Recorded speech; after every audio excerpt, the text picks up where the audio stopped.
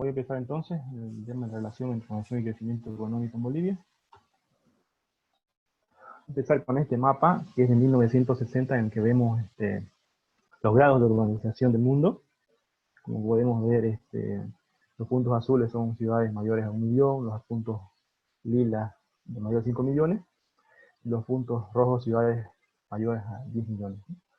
Igual los grados de urbanización están delimitados. Y el siguiente mapa que voy a presentar es una proyección de Naciones Unidas para 2030, donde vemos un cambio sustancial, digamos, en el tema de la cantidad de ciudades mayores a 1, 5 y 10 millones de habitantes, ¿no? Vemos especialmente en Asia que la cantidad de ciudades es estrepitosa, ¿no? En Latinoamérica también, especialmente en América del Norte. En Bolivia tenemos 2 ciudades ahí que aparecen, obviamente son La Paz y Santa Cruz. Entonces, de acuerdo a esto, lo que estamos viendo obviamente es un aumento sustancial de las ciudades, ¿no? La primera pregunta que nos haríamos ahí es ¿por qué? ¿No? ¿Por qué se da este fenómeno? Como economistas estudiarlo. Y la otra pregunta que me haría siguientemente es si es bueno o no es bueno para la economía, ¿no? Y obviamente la tercera parte sería ya ver el tema de qué hacemos, ¿no? Para delimitar o para que esto sea bueno para la economía. Bien, entonces voy a ingresar en mi capítulo 1 con las teorías de urbanización y estado de investigación. Este estudio se enmarca obviamente en la teoría del crecimiento endógeno, que parte obviamente de las funciones de crecimiento, y nos dice que uno de los elementos fundamentales en el crecimiento a largo plazo es la inversión, ¿no? Entonces, apoyado por un efecto de progreso tecnológico, ¿no? Y presentado por tema de efectos de escala.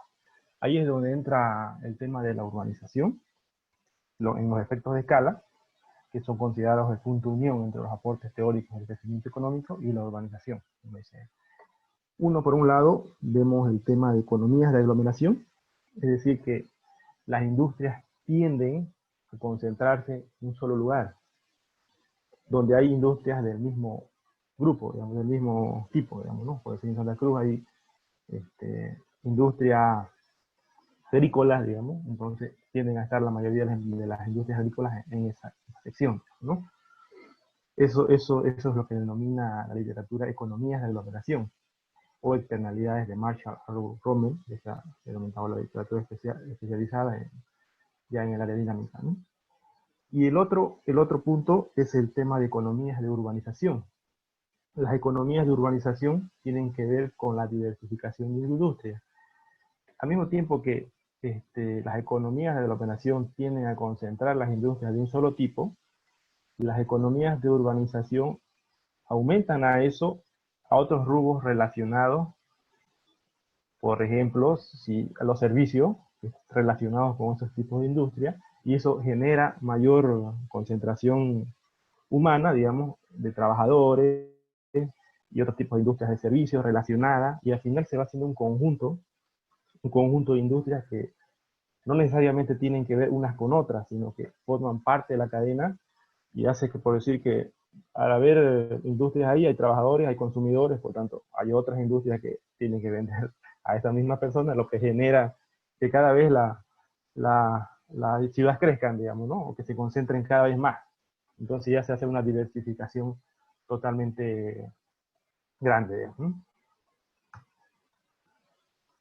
Tenemos un cuadro aquí más o menos de cuáles son las relaciones de causalidad. Por un lado tenemos lo que ha denominado la literatura ganancias de aglomeración, y por otro lado costos de congestión. Por un lado las ganancias de aglomeración, hemos puesto 3 aquí. Uno, que sería el tema de compartir bienes individuales. La aglomeración hace que las ciudades, por decir, uno pueda tener un estadio, un hospital, construir en un hospital para 10 personas, tal vez no es significativo, porque cuando tenemos 5.000 o 20.000 o 100.000 personas, ahí vamos a tener que construir más hospitales, entonces los costos individuales se dispersan, digamos, entonces es más factible poder construir mayores infraestructuras, mayores centros de diversión, mayores tiempos de relacionamiento. Eso hace que las ganancias de la aglomeración se vayan aumentando, ¿no? El segundo punto tiene que ver con la mejora de la cantidad y calidad del emparejamiento. O sea, esta unión de personas cada vez mayor en un solo lugar hace que se mejore muchos de los servicios, como le digo, inclusive los entretenimientos, hay cine, hay estadios, y esto es compartido por un gran grupo de personas y se hacen económicamente factibles también, ¿no? Y el punto 3 tiene que ver con la producción y difusión, intercambio de ideas y conocimientos. Este es uno de los puntos más fuertes del tema de los centros urbanos, que se concentran en una misma ciudad, mayor gente, con mayor nivel, mayor nivel de educación, lo que hace que la gente intercambie ideas y conocimientos. Esto es lo que, esto he dicho Kleiser en un libro en 2011 que se llama El triunfo de las ciudades. Esta ha sido la principal característica, dice, del invento de las ciudades, ¿no? Gracias a esto es que se han generado y se siguen aumentando las ciudades. Este intercambio hace un aumento de la productividad, las relaciones, o sea, es un conjunto total de intercambio, de ideas, de producción, de todo, que hace que vivir en las ciudades sea lo mejor, ¿no? Entonces, por decir, es interesante, aquí le puse este libro, porque pone Glaeser ahí en su etapa, dice El triunfo de las ciudades, y dice, cómo nuestra mejor creación nos hace más ricos, más ecológicos, más sanos y más felices. Interesante el tema de la esta, porque dice que las ciudades han sido la mejor creación que ha tenido el mundo, ¿no? Porque justamente nos genera mayor riqueza, mayor ecología, más sanos y más felices. Ahora, por otro lado, vamos a los costos de congestión. Uno, que son los costos económicos. Obviamente, vivir en una ciudad es más caro. Hay que hacer costos de transporte, el alimento es más caro. En realidad, la vida es más cara. Económicamente es más caro vivir en una ciudad que vivir en un centro no urbano, ¿no? Y también tenemos, por otro lado, costos relacionados con la calidad de vida. Es decir, hay costos ambientales, hay mayor contaminación, mayor tráfico vehicular, mayores índices de criminalidad, todo esto que podría generar unos costos de congestión o de desurbanización, ¿no? Entonces, esta interrelación entre gastos de aglomeración y costos de congestión es dinámica, una aumenta, la otra tiende a disminuir y la otra tiende a aumentar, y obviamente la que prepondera más es la que gana, la preponderancia es mayor. Por eso en ciertas ciudades también hay el tema de desconcentración. Hay un criterio a veces personal de ciertas personas que tienen un nivel de ingreso alto. En Santa Cruz, por decir, podemos ver que ciertos niveles de ingresos se han desconcentrado a lugares como el Urubó o la zona norte, a vivir más lejos de la ciudad, pero con mejor calidad de vida, digamos, menores niveles de criminalidad. Entonces, todas estas cosas hacen que la organización aumente o disminuya. Vamos a la revisión de la literatura. La relación entre urbanización y crecimiento económico, ha habido bastantes estudios de esto. En uno se ve que la relación es positiva, tenemos algunos ejemplos, en otros se muestra que no hay ninguna relación. Uno de los estudios fundamentales aquí es Henderson, 2003, que concluye, digamos, así que el crecimiento del PIB no está fuertemente impulsado por la tasa de urbanización, pero hay una correlación del 85% entre estos datos, ¿no? Entonces, por ahí van los estudios, algunos dicen que positivo, negativo, la mayoría en realidad va siendo positivo, especialmente en estos países, ¿no? En las regiones de Europa, América del Norte y Asia Oriental, que hacen que los estudios que están enfocados en este tipo de ciudades hayan una alta correlación y una introversión y crecimiento económico. Sin embargo, otros estudios realizados especialmente en África subsahariana, Latinoamérica y Asia meridional no encuentran esta relación, especialmente en estos países, digamos, ¿no? Y es lo que la literatura ha denominado urbanización sin desarrollo. Es decir, vemos altos niveles de urbanización, pero no necesariamente un crecimiento o un ingreso per cápita correlacionado con ese nivel de desarrollo. Entonces, estos tipos de urbanización, de acuerdo a los estudios, han estado impulsados por servicios no comercializables, tales como, por decir, la construcción, sobre infraestructura, un montón de gente informal. Eso hace que las economías, digamos, de las ciudades sean bastante bajos en productividad, lo que no genera un nivel de desarrollo acorde con el nivel de urbanización. En cuanto a Latinoamérica, tenemos pocos estudios, hay algunos que están enfocados especialmente en Brasil, Argentina y México, la mayoría de los estudios. Para Bolivia no he encontrado mucho, hay una tesis que es de Ecuador, del 2016, que encuentra, él utiliza tasas de crecimiento de urbanización versus tasas de crecimiento de PIB per cápita con datos de panel para el tema de la CAN, y en la relación entre la tasa de crecimiento de urbanización para Bolivia encuentra que es negativa, ¿no? Seguimos con el proceso. Las tendencias de la urbanización en el mundo, como podemos ver en los cuadros, la población urbana y rural se ha invertido. Para los principios del 50, el 70% de la población vivía en el área rural y un 30% en el área urbana. Actualmente estamos prácticamente al revés y las proyecciones indican que cada vez va a ser mayor el nivel de urbanización en el mundo. Por ejemplo, vemos acá las tasas de urbanización por región, en las que vemos que el mayor crecimiento de la urbanización se va a dar en Asia, ¿no? Asia es una de las regiones que se va a urbanizar en tasas de crecimiento, estamos hablando, ¿no? No en nivel. Obviamente los niveles están todavía por debajo de Europa y Latinoamérica, pero la cantidad de población y las tasas de crecimiento son mayores en estos países. Aquí vemos otros cuadros para el tema de Latinoamérica. Como vemos, igual caso,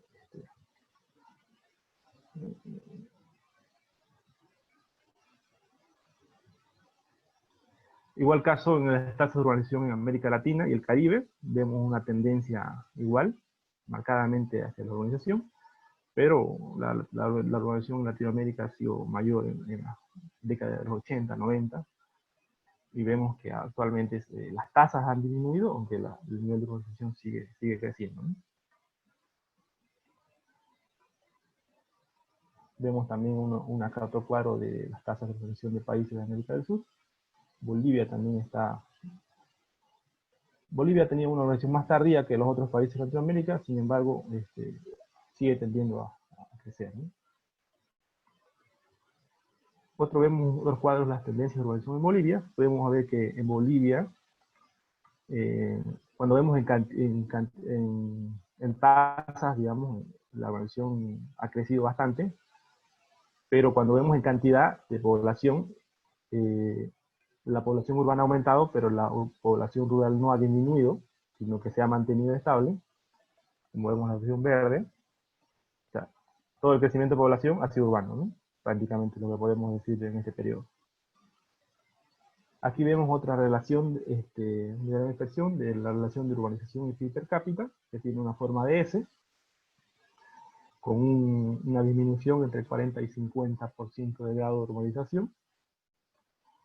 Y luego parece que América tiene una tendencia en la mayoría de la muestra lineal, ¿no? Especialmente a partir de 50 adelante. Otros de los desafíos de la urbanización actualmente, como dato, ¿no? Las ciudades generan el 80% del PIB mundial. Como hemos visto en la literatura, son los mayores centros de innovación y generan los mayores impulsos tecnológicos, cambios políticos y sociales se generan en las ciudades, ¿no? Por ello es que el estudio de los temas urbanos y de la urbanización es fundamental para entender todo ello y proyectar el tema económico, porque vemos las ciudades son el centro prácticamente de toda la economía mundial, ¿no? Y lo seguirán haciendo por lo menos en el siglo XXI. Ahora vemos el capítulo 3, que vemos el tema de los estudios aplicados. Haciendo una revisión de la literatura metodológica, hemos podido ver, como ya les comenté anterior, es que la mayoría utilizan estudios de datos de panel, especialmente por la cantidad de países involucrados, es decir, hacen estudios a gran escala, con grande cantidad de países. Entonces, por ahí los datos de panel son los más adecuados para ese estudio. Ahora, para temas específicos, especialmente para México, debemos ver para Malasia y algunos países asiáticos, tenemos estudios individuales, digamos, de cada país, usando modelos VAR, utilizando modelos BCM, ¿no? En cuanto al estudio de esta investigación, es un diseño cuantitativo a través de análisis correlacional o de serie de tiempo. Se aplica un modelo BCM. La variable dependiente es el PIB per cápita, precio constante de 2010. Las variables independientes son urbanización, medida por el radio de urbanización, y la inversión medida por la formación bruta de capital fijo per cápita. Los datos corresponden al periodo 1960-2019, extraídos de la base de datos del Banco Mundial. Tenemos un modelo de lector de corrección de errores. Veremos el tema de los resultados del mismo modelo, para no entenderlo mucho. Aquí tenemos las pruebas de análisis de cointegración. Hemos tenido, las pruebas muestran que hay cointegración de largo plazo. Tenemos aquí la ecuación de cointegración, que es positiva para la organización y es significativa. Y la inversión también es significativa, pero es negativa con respecto al PIB per cápita, ¿no? La otra, aquí tenemos el vector de corrección de errores.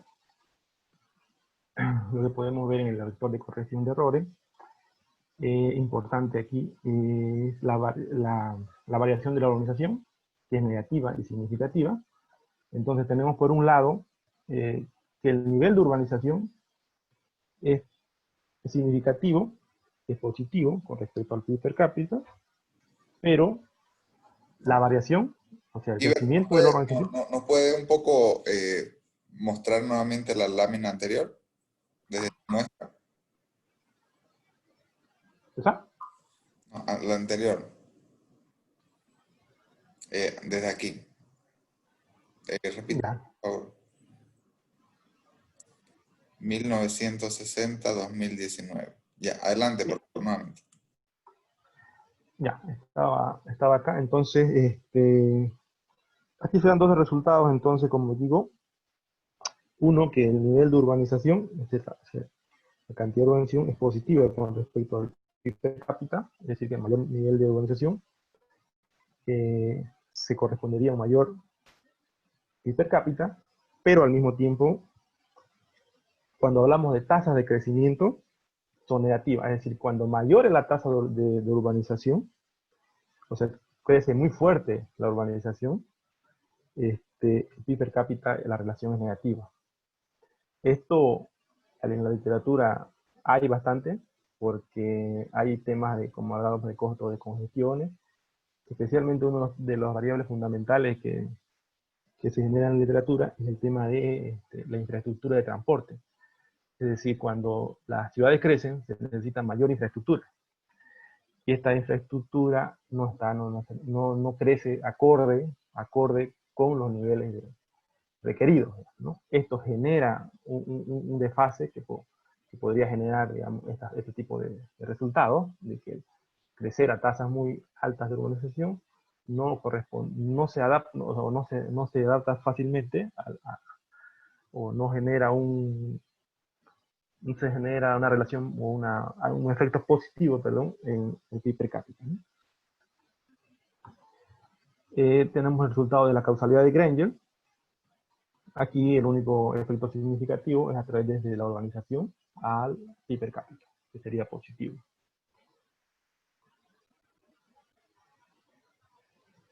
Luego, aquí pongo algunos estudios de limitaciones. Como este estudio se limita esencialmente a las relaciones de urbanización y crecimiento, hay otras variables que es necesario incluir para otros estudios, como las infraestructuras, que les comentaba justamente ahorita, el PIB no agrícola, los comercios, la educación, etcétera, que es necesario ampliar el estudio para este tipo de variables y ver la relación que existe justamente con el tema de urbanización y el PIB per cápita. También es un punto importante, como hemos visto aquí, delimitar la frontera de urbanización sostenible, es decir, cuál es el grado de urbanización óptimo para el crecimiento económico boliviano, ¿no? Es decir, el grado eficiente en el que la urbanización sería totalmente positiva para el crecimiento económico a Bolivia, ¿no? Conclusiones, podemos ver una, que es, hay una relación de largo plazo entre el nivel de urbanización y PIB per cápita, como vemos en el análisis de integración. Dos, vemos una relación positiva a nivel de urbanización y variación del PIB per cápita en Bolivia, una relación negativa entre el nivel de urbanización, entre las variaciones del nivel de urbanización y las variaciones del PIB per cápita. Hay una causalidad significativa en el sentido de Granger, desde el nivel de urbanización hacia el PIB per cápita. Y como finalmente podemos ver, este es un tema fundamental que debe ser estudiado para mayores ciudades, especialmente las Pacífico y Cochabamba, que seguirán creciendo, como hemos visto en las proyecciones de Naciones Unidas, y que las implicaciones en cuanto a requerimiento de infraestructura y mejoramiento de la calidad de vida son desafiantes, digamos, porque hay bastante mejoras que hacer, ¿no? Son generales para ver el tema del estudio, que concluiría. No sé si tienen alguna otra duda. Bien, muchísimas gracias, Guibert. Vamos a ceder la palabra a los compañeros. Si alguien tiene alguna consulta. Tengo una consulta. Sí, sí. ¿Cuál era la hipótesis del estudio en sí?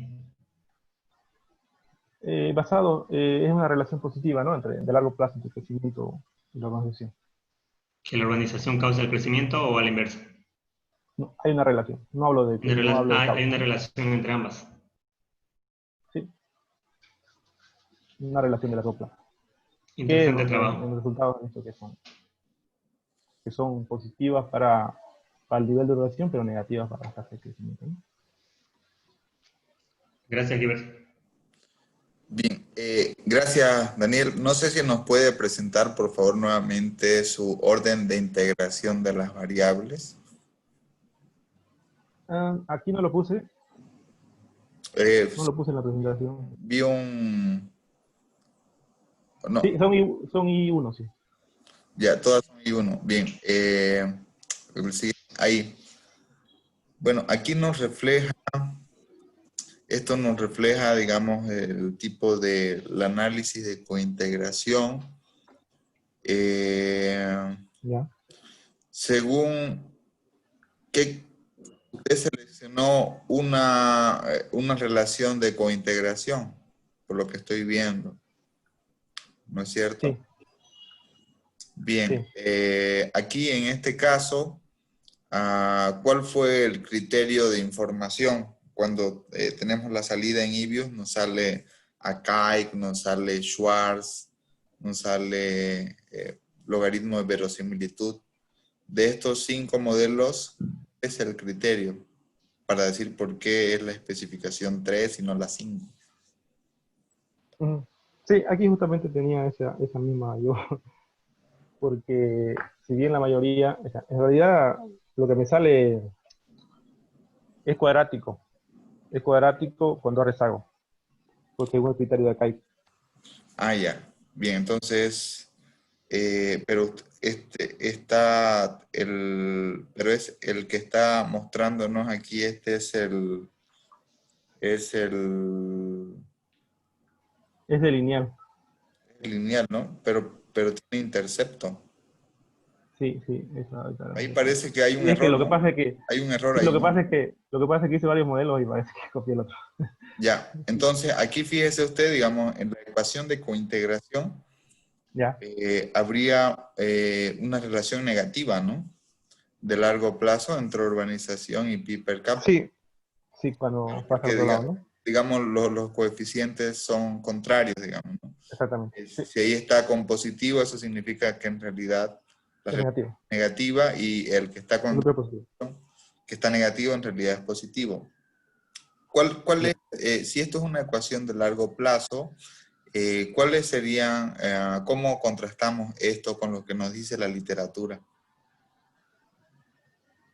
o la evidencia empírica? ¿Qué es lo que han encontrado esto en otros países? Hay de ambos, ¿no? Hay relaciones positivas y negativas, como le comentaba en la revisión Ya, de la literatura. eso es importante recalcarlo para el tema Ya. de introducción, de que existe una evidencia empírica contradictoria, ¿no? Entonces, cuando hagamos la discusión de los resultados, tendríamos que explicar el por qué se podrían presentar estas relaciones, o se podrían, Ya. eso para efectos de interpretación. Okay. En la lámina siguiente, en la número 13,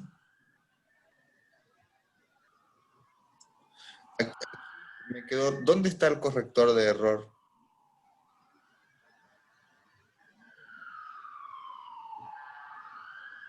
Esos son los rezagos que me puso. A ver. Aquí Claro, porque fíjese, ahí tiene tres variables dependientes en el vector. esta sería la salida de I. No sé si lo veo. En términos de variaciones, ¿no es cierto? El ingreso per cápita, el tema de la urbanización y el tema de la inversión. Todo esto en una primera diferencia, la cual está en Ya. función de las variables explicativas hasta dos rezagos, ¿correcto? Sí, correcto. Aquí debe estar presente el término del corrector de error. Ya. No sé si lo tiene en su archivo IBIUS. Tal vez lo puede compartir. No sé si puede verlo o creo que no, ¿no? Tiene que compartir en otra, Ya. compartir un nuevo archivo.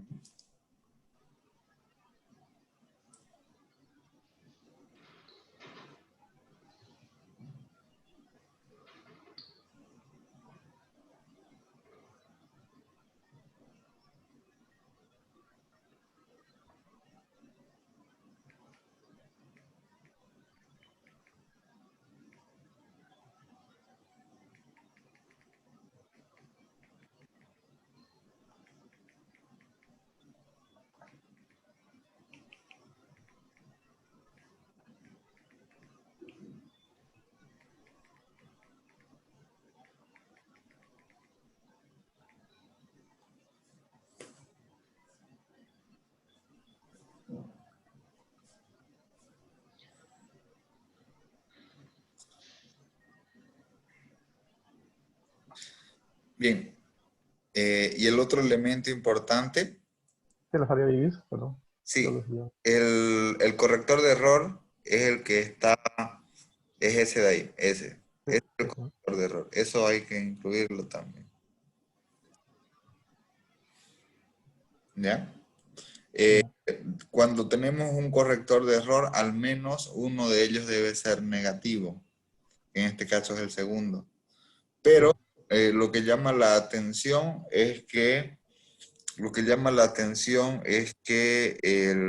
fíjese la tercera línea, que es el estadístico T, Sí, no significativo. no es significativo porque es menor que 2, ¿no es cierto? El único significativo sería para el tema de la inversión, Ya. ¿no? Eso también. Y váyase a Impulse. Este es otro elemento también que debemos incorporarlo en la tesis. Ya. Son Eh, negativos. Definición, Impulse Definition, al otro lado. Impulse Definition. Impulso generalizado. Aquí vamos a utilizar. Bien, aquí, ¿qué es lo importante?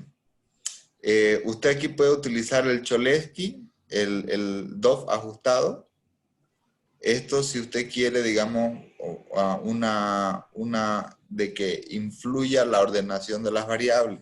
Y la ordenación de las variables está conforme a la estimación. Si usted utiliza el Cholesky, va a decir de que, digamos que la variable más exógena es el ingreso per cápita. La segunda variable más exógena es la urbanización. Y la última es, en términos, o la más endógena, es la inversión. Eso es para el término, para Cholesky. Si usted va a decir de que neutralizando el tema de la ordenación de las variables, el impulso generalizado lo que señala es que no importa qué variable va primero o qué variable va segunda o qué variable va tercera en la ordenación. Ya. ¿Ya? Entonces, yo le pregunto, ¿aquí importa la ordenación o no importa? No sabe tampoco. Supongo que no. Claro, lo que estamos diciendo es que todas las variables son endógenas sin importar el orden de la exogeneidad, porque Ay, es un poco lo que preguntaba Daniel. ¿Quién se ve afectado aquí? La urbanización se ve afectada por el PIB per cápita, ujú. el PIB per cápita se ve afectada por la urbanización, o tal vez las dos, ¿me entienden, no? Sí. Vamos a asumir de que todas se afectan en el mismo orden de exogeneidad, debemos seleccionar como impulso generalizado. Ya. Bien, y la otra, vaya a ser nuevamente impulse. Y vamos a cambiar en el display por gráfico combinado, la tercera opción. Ahí lo vamos a acomodar de manera que estén los tres en la misma línea.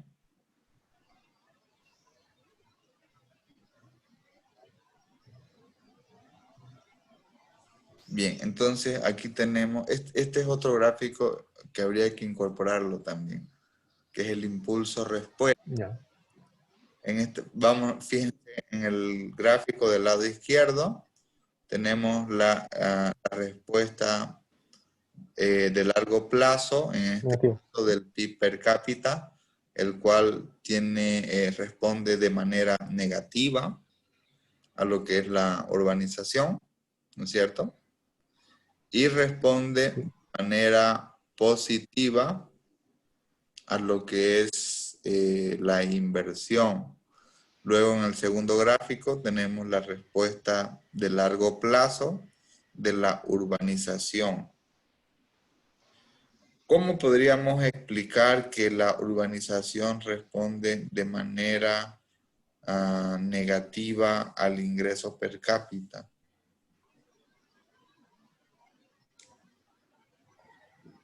Es lo que comentaba en el tema de la literatura, ¿no?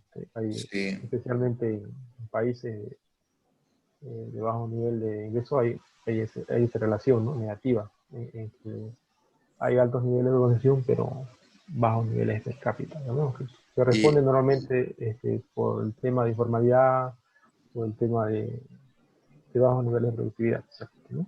sí, Otros bueno, tipos de y finalmente en la última gráfica tenemos la respuesta de la inversión, ¿no?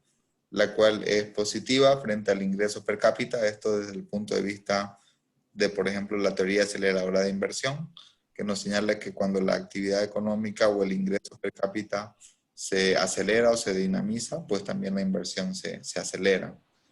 Y aquí, fíjese, también tiene una relación negativa con el tema de la urbanización. O sea, lo importante aquí va a ser la justificación y la interpretación de posibles explicaciones del porqué de estos resultados, ¿no? Desde luego, asumiendo de que la especificación esté correcta. Y la última, otro elemento también que hay que incluir es el tema de la descomposición de varianza. Entonces, cuando aplicamos estas metodologías, debemos combinar lo que es causalidad de Granger, debemos combinar impulso-respuesta y debemos combinar descomposición de varianza. Ya. Sí, que en realidad son, como le digo, el otro estudio que han hecho en Ecuador, sabes exactamente igual, ¿no? Es negativa la relación entre... Bien, eso para efectos de discusión de resultados. Muy bien, gracias, estimado Giver.